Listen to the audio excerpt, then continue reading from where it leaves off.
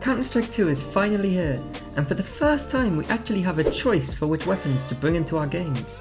Seasoned players will already know which choices they want to make, but many of you might be wondering what the best choices are for the average player. So today, that's what we'll be looking at. From pistols to mid-tier to rifles, I'll be showing you what my choices would be on both T and CT side for the weapons to bring into competitive games.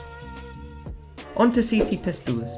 Now unlike T side, you actually have a choice for starter pistol and it's entirely personal preference. I use the P2000, but I recommend trying both and sticking with the one that resonates with you the most. The P2000 has more reserve ammunition and the USPS has a suppressor, which seems better in CS2 than it was in CSGO, so it truly is your own choice. You also have a choice between Deagle and Revolver, but any serious player wouldn't really consider this a choice. Put the Deagle in your loadout. It's a great eco weapon that has the potential to take out full buy players with a single bullet, even at the pro level. The next choice for me is between the Dualies and the CZ. Dualies are only really useful in pistol rounds due to the low armor penetration, but even then I think there are better options, so I recommend the CZ75. It can be useful contextually as both an eco weapon and a secondary to something like the AWP. I've saved the P250 and 5.7 for last as I consider these must-haves in your inventory. The P250 can be a great small upgrade over a starter pistol for an eco, as the accuracy, damage and armor penetration stats are all better on the P250. The 5.7 is an even further upgrade over this, with decent accuracy whilst moving also. This makes it another great eco buy and potential secondary weapon in rounds where money is not an issue. The story for T side is pretty similar. Like I mentioned earlier, and like you probably already know, you are stuck with the Glock as a starter weapon.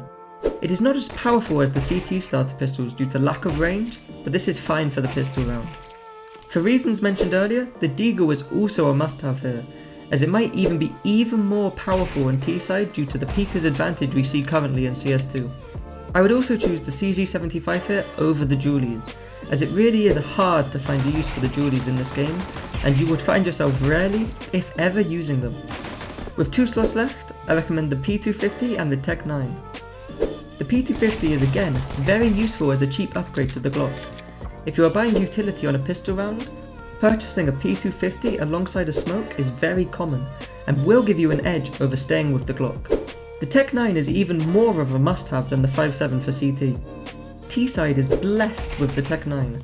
It is a crucial part of many eco strategies you will find in this game. The accuracy whilst running and gunning is extremely good for such a cheap pistol, and this will lead to some surprising eco wins during a potential B-rush. And that's the pistol sorted. To me, these are the best choices you can make. There is less personal preference involved in pistols than any other category.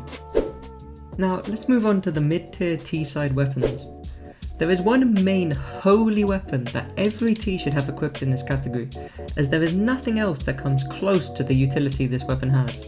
I'm of course talking about the MAC-10. The MAC-10 is not only the cheapest submachine gun available for Ts, but in my opinion, it's the best. It has great running and jumping accuracy and is a key part to any force buy strategy your team will be using. Many rush Bs have been fought and won with a team using MAC-10s alone. Now, the rest of the mid-tier weapons are pretty much personal preference. Neither of the light machine guns are very good in this game, so I recommend using a mix of shotguns and other submachine guns. One of the better options here is the auto shotgun.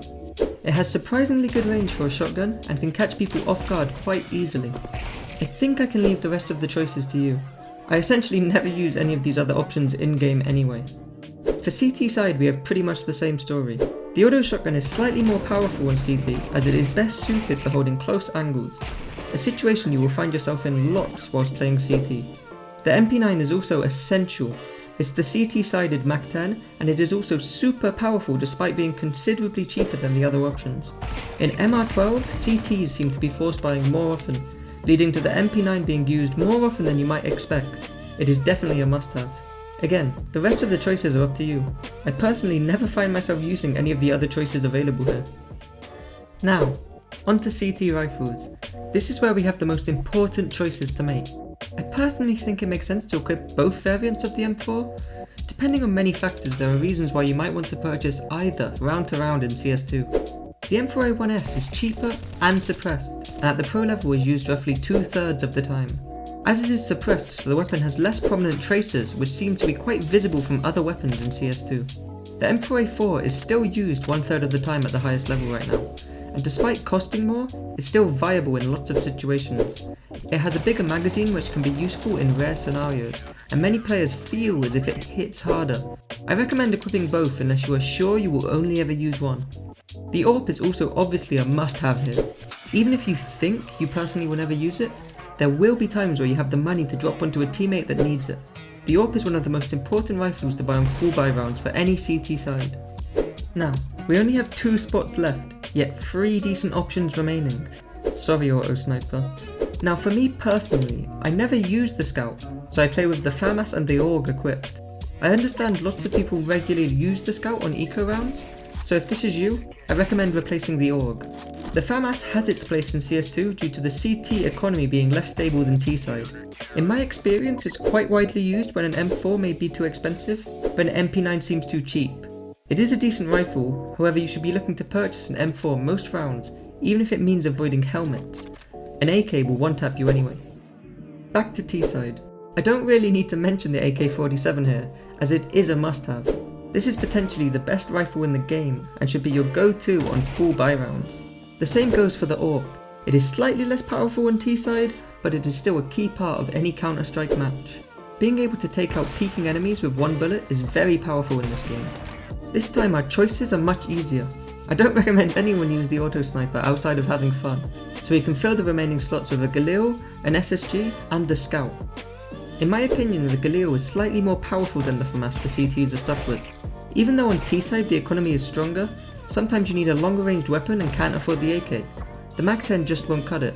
The Galil is great for this. The SSG is a decent, more expensive option that can sometimes contextually be amazing in certain situations. I still think most players will prefer an AK 99% of the time, but having an SSG equipped could be very useful, especially if a teammate uses it and would want one as a drop.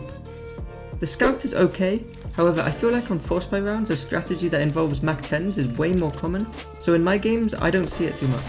But I never see an Auto Sniper, so Scout it is. Sometimes teammates will definitely ask for one as a drop. And I think that's it for the new loadout system in Counter-Strike 2. I hope you find this video helpful. Don't forget to leave any questions in the comments below, and thank you for watching. Bye!